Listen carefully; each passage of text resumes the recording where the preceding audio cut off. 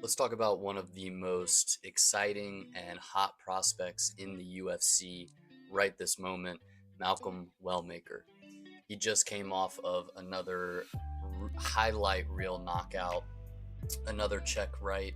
I don't know if you could really call it a check. It's not like he was really countering anything that Mutino was throwing, but coming off of another devastating knockout via a right hook. Um, it is no secret that this kid is, and what's weird is he looks, and up till this last fight, I didn't know he was 31. I don't think a lot of people knew he was 31. He looks like he's 24.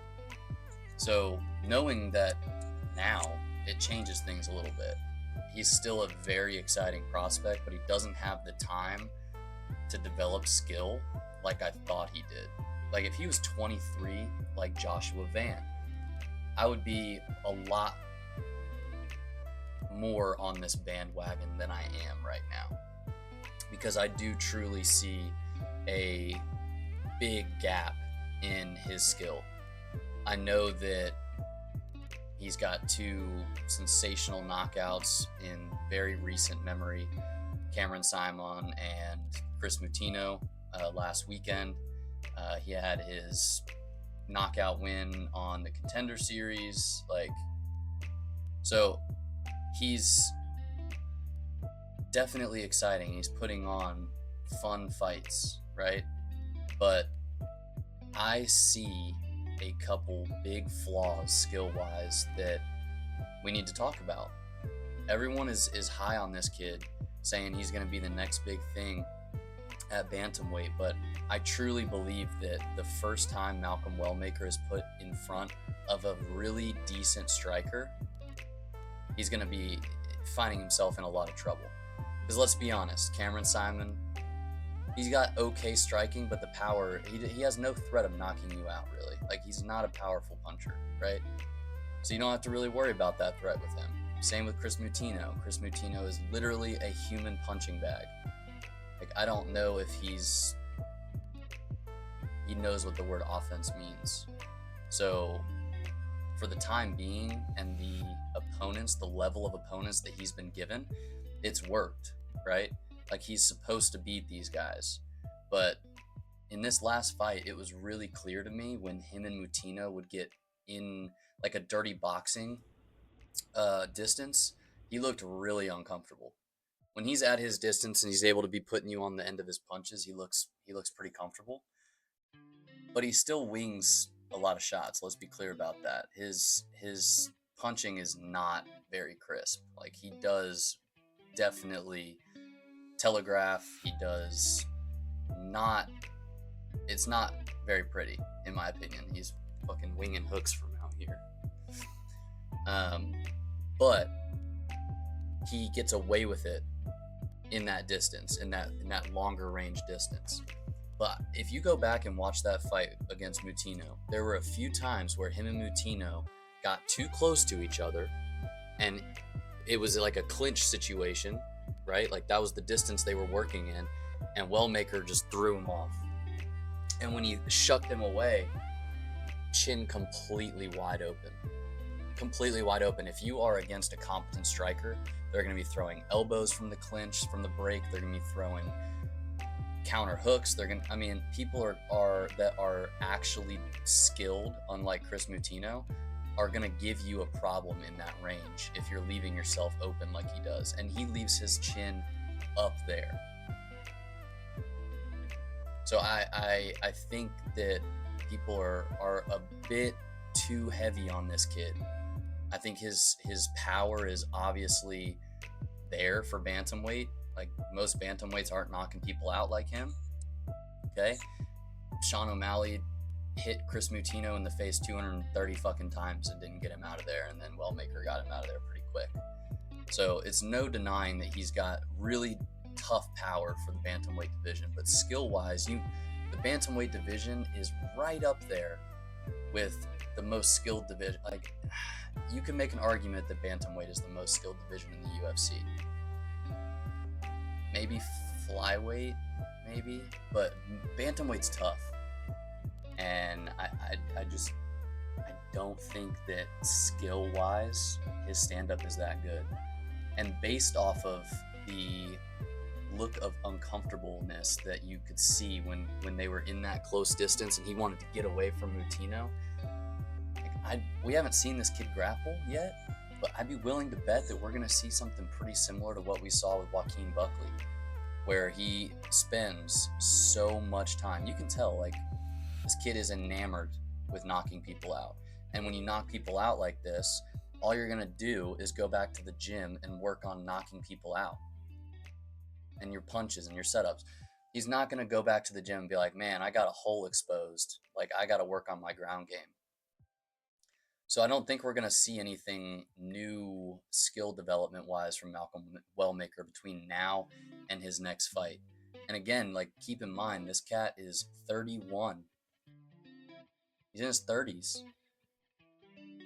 He's got a lot of potential, but he doesn't have as much potential as someone like Joshua Van. Joshua Van is a legit prospect, super legit, but not on the same level Malcolm Wellmaker. Malcolm Wellmaker is, you can't compare the two. You really can't, because Josh Van has really crisp boxing. Really crisp. We've seen his takedown defense. We've seen him get up. We've seen him have to use his jiu-jitsu. We know he's well-rounded.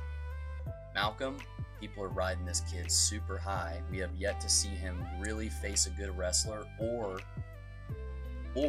a good striker. And I think both of those types of fights are going to get him in a lot of trouble. But I get it. I understand why people are riding this kid high, especially with the current UFC kind of environment, right?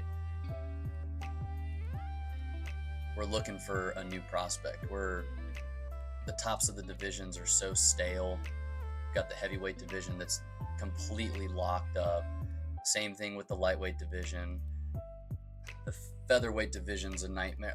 So there's a lot of these divisions that we really do need some new blood in, and it's great. Don't get me wrong. I hope that Malcolm Wellmaker goes back to camp in between these fights and does work on things that he knows he needs to work on. Because I guarantee you, guys like Joaquin, you would have to be so delusional to be Joaquin Buckley to think that you don't have to work on your ground game like that. But we see it time and time again. Guys get to the top. They get to the top 10. They get to their first fight against a ranked opponent, and then you see them get completely exposed on the ground. It's like, what did you think was going to happen? Were you just going to get cherry-picked kickboxers for your entire UFC career, and they were never going to pair you up against a wrestler or a grappler? That's not how the UFC works.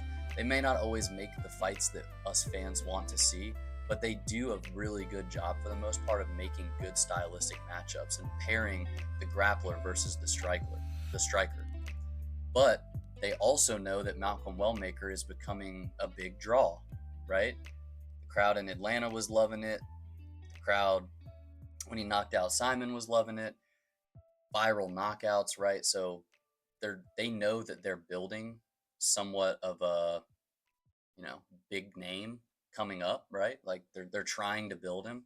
So it wouldn't surprise me if they give him another couple cherry-picked fights of people that are somewhat a striker and don't pose much of a threat from the wrestling or grappling perspective. But there is going to come a time where Malcolm Wellmaker is looking across the octagon from a very good striker or a very good grappler, and we are going to see him get in trouble. Mark my words.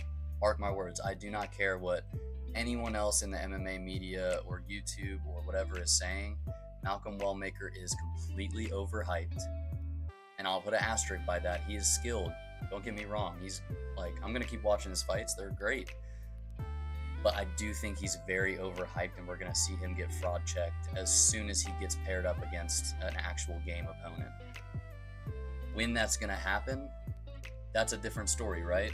The UFC, again, has a history of getting people like this and going, oh, the crowd likes them, we should keep building them, and they give them a can, another can, and then next thing you know, they're riding a 6-fight win streak, a 10-fight win streak. You look at it, and the people that they've beat are just not that big of a name. And then you see them go against someone that's very skilled, and it stops them in their tracks, right?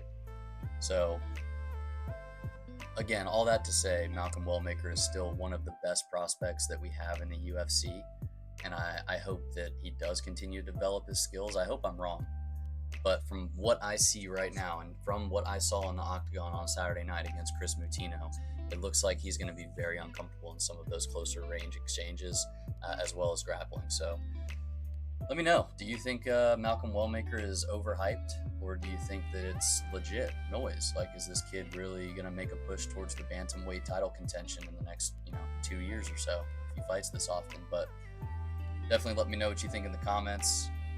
Is Malcolm overhyped, or is it completely warranted? But we'll see. We'll see if he gets a cherry-picked opponent in his next fight, or if they put him up against a tough test. But whether or not it's his next fight or his fourth fight from now, we're going to see him get drug into some deep waters. And I don't think he's going to do well. Appreciate you stopping by. We'll catch you in the next one. Peace.